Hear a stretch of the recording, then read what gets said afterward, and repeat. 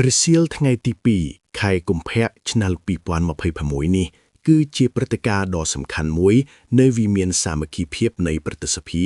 ក្រោយពីសម្ដេចអគ្គមហាសេនាបតីតេជោហ៊ុនសែនប្រធានប្រតិសភានៃព្រះរាជាណាចក្រកម្ពុជាបានអញ្ជើញទទួលបដិសណ្ឋារកិច្ចផ្លូវការ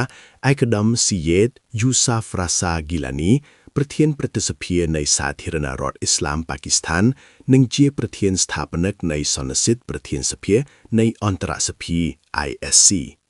ពិធីទទួលបដិសណ្ឋារកិច្ចផ្លូវការនេះធ្វើឡើងក្នុងឱកាសដែលឯកឧត្តមស៊ីយេតយូសាហ្វរ៉ាសាហ្គីឡានីព្រមទាំងគណៈប្រតិភូជាន់ខ្ពស់បានអញ្ជើញមកបំពេញទស្សនកិច្ចផ្លូវការនៅព្រះរាជាណាចក្រកម្ពុជា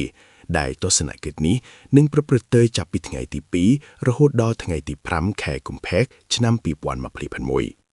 ជំនួបបដិសណ្ឋារកិច្ចរវាងថ្នាក់ដឹកនាំស្ថាប័ននីតិបញ្ញត្តិជាន់ខ្ពស់នៃប្រទេសទាំងពីរនេះត្រូវបានគេរំពឹងថានឹងបើកទំព័រថ្មីមួយទៀតក្នុងការពង្រឹងទំនាក់ទំនងទ្វេភាគីក៏ដូចជាពង្រីកកិច្ចសហប្រតិបត្តិការរវាងប្រតិសភាកម្ពុជានិងប្រតិសភាប៉ាគីស្ថានឲ្យកាន់តែមានភាពរឹងមាំនិងស៊ីជម្រៅបន្ថែមទៀតក្នុងវិស័យនយោបាយសេដ្ឋកិច្ចនិងវប្បធម៌